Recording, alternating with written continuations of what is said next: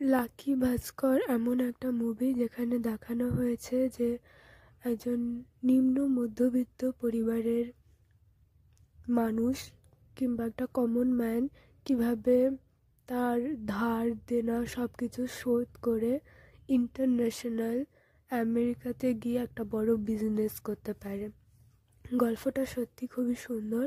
আপনারা যদি পুরো গল্পটা শুনতে চান অবশ্যই কমেন্ট করবেন, লাইক করবেন আর শেয়ার করে জানাবেন সেটা।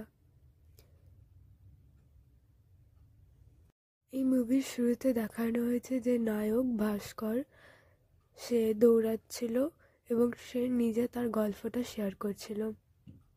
প্রথমে তার অনেক ধার দেনা ছিল, তার পরিবারে তার বাবা ছিল যে একজন সিএ ছিলেন এক সময়, কিন্তু সেই সময় উনি প্যারালাইজ হয়ে গেছিলেন, উনি কথা বলতেন না। তার ভাই ছিল যে পড়াশোনা